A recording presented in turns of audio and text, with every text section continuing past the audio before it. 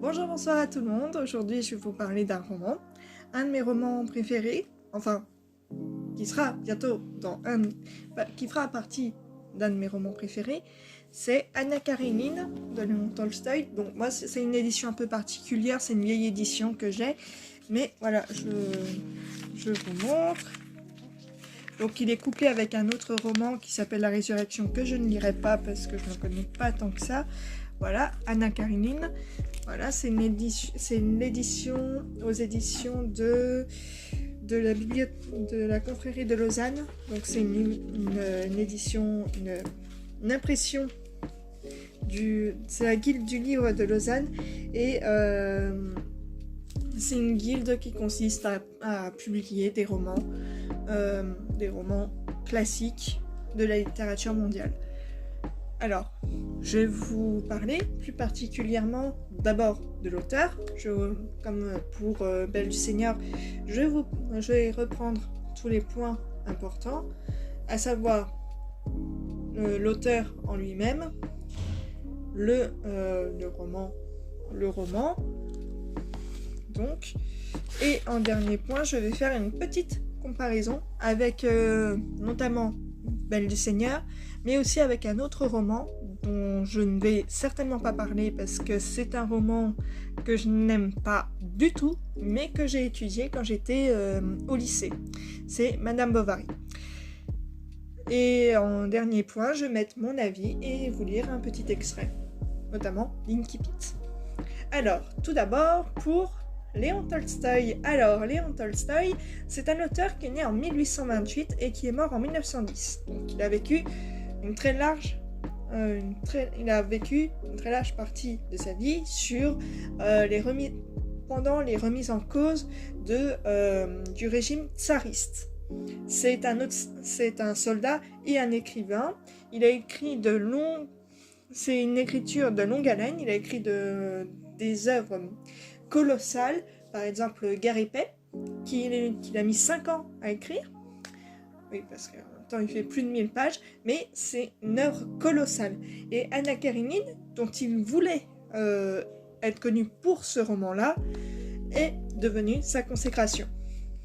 C'est aussi un auteur nihiliste et angoissé, parce que voilà, c'est un nihiliste angoissé, et ces personnages qu'on voit dans ses romans, que ce soit dans Anna Karénine ou dans plein d'autres romans comme Guerre et Paix, sont des personnages qui, justement, sont empreints de nihilisme et d'angoisse. Voilà. Je vais m'arrêter là pour le personnage, pour la caractérisation, notamment de l'auteur, parce que pour moi, l'auteur est quand même assez proche des personnages qu'il crée, généralement. Et donc là, je vais m'intéresser plutôt au roman Anna Karénine, et notamment faire un petit résumé. Alors, Anna Karénine, le personnage principal, est réputée comme étant une femme vertueuse et fidèle à son mari, mais elle rencontre un jour un soldat appelé Alexis Vronsky lorsqu'elle rend visite à son frère qui a trompé sa sœur, qui a trompé sa femme avec la gouvernante française. Bon, bref, elle tombe amoureuse de Vronsky, dont l'amour est clairement réciproque, et sacrifiant sa vertu, sa réputation, sa santé, que ce soit physique ou mentale, et même sa vie de famille, elle sacrifie tout pour cet amour qui est une des fresques magnifiques, une des fresques littéraires les plus belles jamais écrites pour moi. C'est une histoire qui, pour moi, s'inspire certes. On compare souvent Anna Karénine avec Madame Bovary, parce que on est sur deux femmes qui s'ennuient dans leur mariage, qui s'ennuient et qui trouvent un moyen de contrer l'ennui dans les bras de leurs amants. Je suis en partie d'accord et en partie pas d'accord, dans le sens où pour moi Anna Karénine fait tout pour être heureuse. Elle fuit certes son mari, Certes, elle le fuit complètement, mais ce n'est pas quelqu'un qui vit dans les romans. C'est quelqu'un qui vit dans la vie active. Parce que Madame Bovary, c'est un reproche que je vais lui faire, clairement, c'est un personnage qui vit dans l'idéal des romans. Et donc, la comparaison que je voulais faire avec Belle du Seigneur, c'était que, comme dans Belle du Seigneur, on a comme dans Belle du Seigneur, Anna Karénine et donc Ariane Deume, l'autre personnage principal de Belle du Seigneur, donc, sont deux personnages qui s'ennuient dans leur mariage et qui fuient leur mariage, qui voyagent. Par exemple, Anna Karénine, elle voyage en Italie et Ariane, elle fait le tour de l'Europe. Je vais vous donner mon propre avis de ce roman. Alors, j'adore ce roman. C'est une histoire hyper prenante. On voit notamment la descente aux enfers de cette femme dans cette société tsariste où la réputation et la société sont hyper importantes. Et c'est hyper prenant. C'est tellement prenant.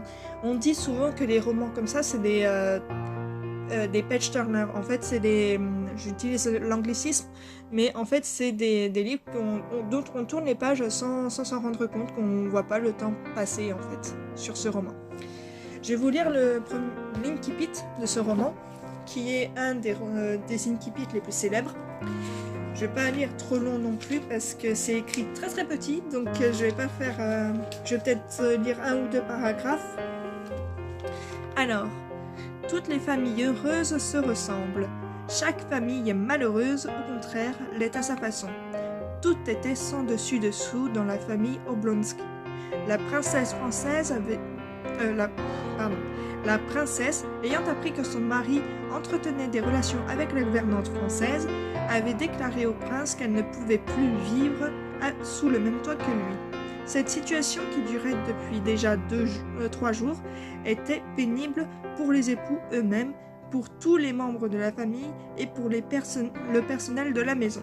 Parents et familiers sentaient que pour eux, la cohabitation n'avait plus de raison d'être. Des étrangers qui se rencontrent par hasard dans une auberge sont plus liés entre eux que ne pouvaient l'être maintenant les membres de la famille Oblonsky. La maîtresse de maison ne sortait plus de sa chambre. Le mari était absent depuis 3 jours. Les enfants erraient d'une pièce à l'autre comme des abandonnés. L'Anglaise s'était querellée avec la femme de charge et avait écrit à son amie de lui trouver une nouvelle place. Le cuisinier, la veille, s'était absenté à l'heure du dîner. La cuisinière et le cocher demandaient leur compte. Ce 3e jour après la querelle, le prince de Stepan Arkadievitch Oblonsky, Stiva comme on l'appelait dans le monde, s'éveilla à son heure habituelle, c'est-à-dire 8 heures du matin, non dans la chambre conjugale, mais dans le cabinet de travail. Sur le divan tendu de maroquin, Stepan retourna sur sa couche, son corps puissant et bien soigné, comme s'il eût l'intention de se rendormir pour longtemps. Enlaçant fortement l'oreiller, il y pressa la joue. Mais tout à coup, il se redressa, s'assit sur le divan et ouvrit les yeux. « Comment était-ce donc ?» se demanda-t-il, se rappelant son rêve. « Oui, comment était-ce ? J'y suis. Alabine donnait un dîner à Darmstadt. Non, pas à Darmstadt. Quelque part en Amérique. Si, à Darmstadt. Mais Darmstadt se trouve en Amérique. Alabine donnait donc un dîner sur une table de verre et la table chantait Il mio tesoro. Non, pas cela. Quelque chose de bien mieux, de beaucoup mieux. Il y avait sur cette table de 1000 carafes qui étaient des femmes. Voilà, j'arrête la lecture là. Je vous souhaite une excellente journée, une bonne soirée également, et à très bientôt. Bye bye!